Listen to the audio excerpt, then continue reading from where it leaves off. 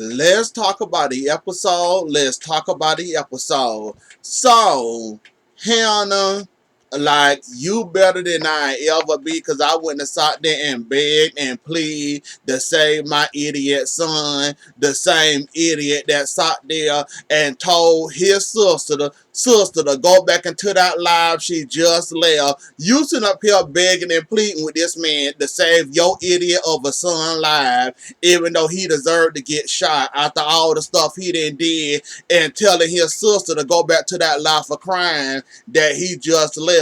Like, I cannot and I will not with you, Hannah. Like, I understand you love that idiot, but at some point, you got to let him make his own choices. He knew exactly what he was doing, telling Candace to keep that money, spend that money, have fun with that money, do what you got to do with that money. He knew what he was doing, and he knew exactly what he was saying. He didn't have no remorse. Candace tried to give back the money. He's sitting up there telling Candace, don't give up the money. Don't give up the money. Keep the money. Hold on to the money. Build a better life for you. Remember all that. Remember all that hesitation. Remember all that you went through. Candace was willing to give up that money, and he was sitting up there, the little devil on her shoulder, telling her to keep that money. Remember all that, and you sitting up here begging and pleading this man to save your idiot of a son life. I wouldn't have done all that. I'm sorry. I would have told him I love you. You know what? You my child or whatever. But you done made too many choices. And this karma coming back to kick you in the behind after all the stuff you done did, all the stuff you done said, being the devil on your sister's shoulder, telling her to keep that money, and now look, it's the money or your life. It's funny how that changed. It used to be Candace or that money, now it's you or that money, and you ain't do nothing. So how does it feel now, Benny, knowing that you can lose your life in an inch of a second if Candace don't turn over that money? You was the same devil that was telling her to keep that money. Now you begging her and pleading with her to turn that money in. So which one you want, Benny? Do you want her to turn the money in, or do you want her to keep the money? Is your life really worth it, or shall she keep the money? Cause you were so against her giving back that money. Oh, now you want to return it. Oh, now she need to return that money. It's funny how life work, Benny. And it's funny how you wanted her to do that. Now look at you. That's why I said, I'm sorry, I cannot and I will not feel sorry for you. Just for her, and when it was to that bank, and that girl was willing to give up that money, and Hannah had her to the point where she'll fit to sign back over that money, and you sat there in the bank being the devil you are, sitting up there telling that woman, don't turn it in, don't turn it in, keep it, keep the money. He don't need that money, he don't deserve that money. Remember all that? That's why I'm saying I'm secretly sitting back laughing at you at this point, knowing you tied up with that same money you wanted your sister to keep, and now you got now you begging and pleading with her, and got your mama begging and pleading with Jim to keep that money. Like, how does it feel, Benny, to know that that money coming back to bite you now? I just can't with you, and you know what? It ain't nothing. It's not a funny or a laughing matter. But when it comes to you and between that money and what you did with all that money, well, between what you tried to do and try to make your sister go back to that life she lived, when she finally realized she was tired after talking to Charles, and Charles helped her through it, I don't feel. You can't find a fiber or sorry for you, not even much a little bit. Um, and Jim, you was kind of playing with that too much. And at the end, you called yourself, had a gunshot going off, thinking that woman that lost her son. You realized at that point, she ain't had nothing to lose, correct? That's why she was all up in your bed, jumping on your bed, hitting you in your chest. After that, you lost your leverage. We know you ain't shoot him, or you could have shot him, or whatever, warning shot or whatever. After that, you gave that woman none other option than to get on that hospital bed and beat your chest like you're a gorilla. So basically, you gave her everything you wanted, and your leverage was gone according to her. That's why she jumped on that hospital bed trying to wear you out, cause you don't know how to play your hand well. And Jim, enjoy your time in the hospital, cause somebody had to make a choice, and David basically trying to save you and Catherine. But if push come to shove, which I think that push and that shove already didn't happen via Veronica, you might be going to prison too, right along with your son. And speaking of Wyatt,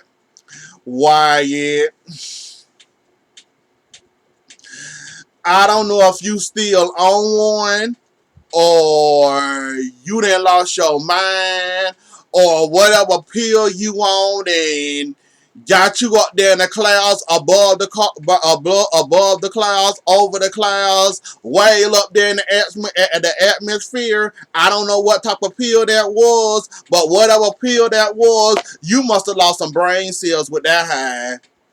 Did you really think that George, the inexperienced DA, was going to save you after you tried to attempted murder your whole parents, your mom and your dad? Did you really think he was going to try to save you? You already got immunity in your high mind and your lost up logic mind. You thought, oh, I got immunity. Oh, I got immunity. That means for this crime, for this crime, for this crime, and for that crime, I should be good. Wrong. You shouldn't be good. You really thought your immunity carried all over your crimes, meaning you can go out and commit all the crimes you want to, and oh, I got immunity. Let me out of here. Like, Wyatt, you know what's going to happen, right? More than likely, if they don't get Catherine for Jennifer Salison murder, they're gonna come after you. You do realize that for attempted murder. If they don't get Jim or Catherine, guess who the next crier they gonna get? You. So you already know Catherine more than likely fit to get off, and might not fit. Well, she might fit to get a slap on her wrist, and that's it. You, however, my friend, you might be going down for attempted murder, not once but twice. And as for that immunity deal, yeah, you might want to cut that off now, because you know they're going to use that thing and that hit and run against you, correct? You already know how that, well, you know you don't know how it works. But let me explain to you how it works, buddy. Every violent every violent crime you committed, you know that's going against you, correct? Meaning those two attempted murders for your parents, that hit and run, you right. Well, I don't think they're gonna touch you with the drug charges, but those three crimes right there, and I think it's 1 month, if I'm not mistaken. But I want to add another crime to your list of crimes. Those are already two violent crimes. You hitting and running, and then your parents cover that up. Then on top of it, not to mention, you try to attempted murder both of your parents. So guess what's going to happen to you, buddy? Since they can't get your parents, they going after you, Crier, because your last name is Crier. And guess what? More than likely, they're going to succeed, and George going to get everything he want and more, because you don't know how to act. Like, you just gave that man a slam dunk. God knows he don't need one, but you just gave that man a slam dunk. Like, an easily slam dunk.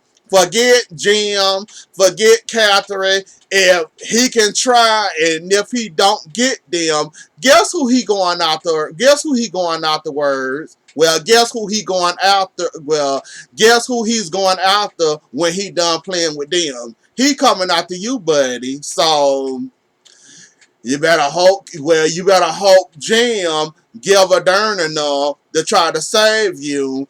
You better hope that Catherine might have a sorry for you or a pity for you somewhere, because if you don't, buddy, you're going down. And that's first degree murder, well, a first degree attempted murder or however they're gonna do that. I know it's attempted murder, and that's, that's less a crime than the actual killing somebody. So you looking at some time in prison, which means you're gonna clean up, which means you ain't gonna be out of jail to about you ain't gonna be out of jail until you're about 40, 50, maybe 60 if you're lucky, if you manage to survive jail or prison.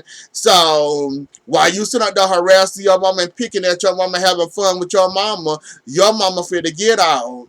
Your mama finna be scot free. Your mama ain't got no worries. You the one, however, the one with the worries, and you better hope and pray that she give a darn about you enough to set you free, and to help you get off from under them charges. Cause buddy, they ain't gonna be nothing nice for you. And at this point, you didn't put your cookie in the sand with that attempted murder, man. So you sit up there bothering your mama. What you need to be doing is trying to get on your mama's good side, hoping it can save you. Cause buddy, they gonna come after you more than likely. And if George was smart, he'll go ahead and try to prosecute you now, trying to get you. And if he lucky, well, he'll go after you first and try and convict you, then go after your parents. But the way David playing his cards at the moment, I think he going after Catherine, or he gonna try to get one of your parents first, which would be sucky for him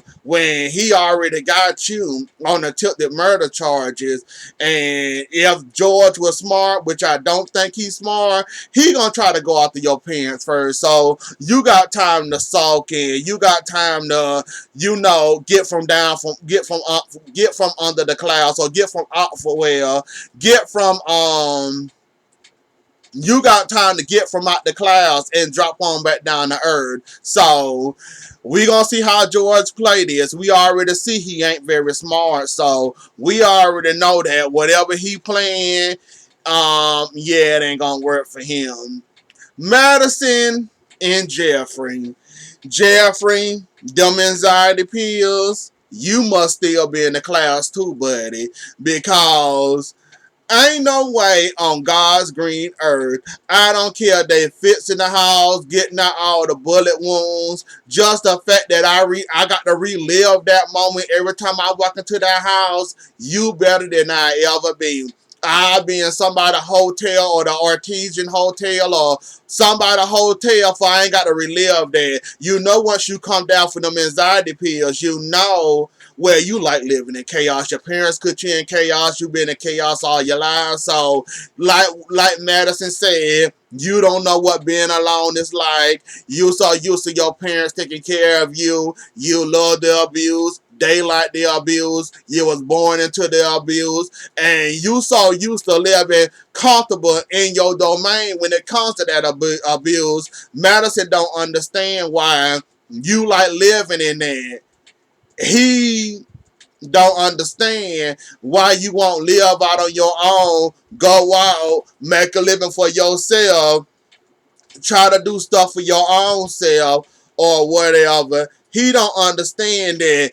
He just sees you as living in, disaster, chaos, crisis, and you living in a pit of hell, and you okay with living in that. Like Madison said, you need to lead this life you living, meaning your dangerous mama and your daddy, he ain't no better. Either you gonna lead that life, or that life gonna end up leaving you. Like, I don't understand you at this point. Like, you must like living in chaos that bad. Like, but then again, I can kind of understand why you living that life you living, because you was brought up, you was raised into it, you snapped a couple of times, you might be on pills, so you used to live in this life you living now. So it's hard for Madison to understand it. But we didn't see enough to know that this is your norm for you. Like, this is your new normal. You okay with living that life, and you aren't planning on changing it or moving on with your life, trying to, make better plans for yourself for the future, besides living in all this you living in. So he used to all that, Madison. He used to all that. Can't you tell that is his normal? Being around all that, If that boy went to be alone by himself or try to make it on his own, he'll drown in about, I don't even much give him a whole month. I gave him about 3 weeks and he'll be ready to come back home all over again. As for you, got a job, living on your own, away, drama free and all that, Jeffrey could never live that life. So, cause he's so used to living the life he living now, like, you welcome to join this chaos. Around here wearing scrubs with no underwear on, jumping in people's bed. You wouldn't have jumped in my bed like that. I would have had to give you a pair of mine or whatever though, but Jeffrey, you better than I ever, because he wouldn't have jumped in my bed like that. That bed like that. That was just nasty. Jumping in people's bed with no underwear on. And you ain't wearing no underwear when you calling yourself working on your scrubs. Like, whatever is you, Jeffrey, you gonna get back with Madison, but Mr. Officer somewhere lurking, and I'm pretty sure he already know that's where a boy named Madison, that's where Madison at. So I'm pretty sure Mr. Officer ain't done with you yet. And Veronica, at this point, you don't know when to leave well enough alone, do you? Like, what else can you could possibly want from David or Jeffrey other than you almost killed them both in that house, shooting up their house, having them goon or thugs come up there calling themselves trying to kill them? For you to come to that man's house, father, embarrassing yourself with a blowhorn or a bullhorn, I think it's a bullhorn. Come out there calling this man all these types of names. Was he these names before or after you married him? Was he these names before or after you decided to live your life, be married to this man? It's funny how he all these names all of a sudden, but he want none of these names when he was married to you. Y'all was loving on each other. He want none of these names before. Now all of a sudden he these names you got work. Well, he these choice names you got for him. And like I said, Veronica, you keep on pushing your love. Like at this point, David said, I ain't got nothing to lose. You can't stay away. And much stuff that you done did over the past several seasons, you'll think you'll know when to leave well enough alone and stop poking at wounds you know ain't healed yet. Like that just happened. You shut out that man's house and you come back today with your bullhorn and your insults and calling that man a cheater when you cheated first. Lucky for him, he found somebody and was getting ready to marry that woman and all that, and you wasn't happy or okay with that. You blowed up the woman. So David, go ahead and take yourself down with her. At this point, she ain't gonna learn her lesson. So the only way you can teach her a lesson is by turning yourself in or you going down with her. And that's the only way you can teach her a lesson is turning yourself in with her. Go ahead and do it. You're like, I'm sorry you got to go down with her, but I'm with you. After all the stuff you done did to me, after all the stuff you done did to our son, after you done had these goons and these thugs come shoot up this house, you had the audacity and the nerve to come up here today with your bullhorn, playing it smart, not being on that man's property, but the shared driveway, knowing where you supposed to, where being in the right position to annoy him, but not be on his property that he can throw you off on your neck. So at this point, David, go ahead and turn yourself in, and if it involves turn her in, and if it involves turning yourself in and you getting in trouble, go ahead and do it, David, because she is too much and she ain't gonna stop, and she ain't got no common sense, or she ain't got no common sense or don't know when to stop or when to put an off button on something. So you might as well go ahead and get her and go ahead and do what you got to do, meaning turn yourself in and turn her behind in too. But anyways though, y'all, that was the episode. Don't forget to like, share, comment, and subscribe. I'll see y'all later. Enjoy the rest of y'all night. Bye.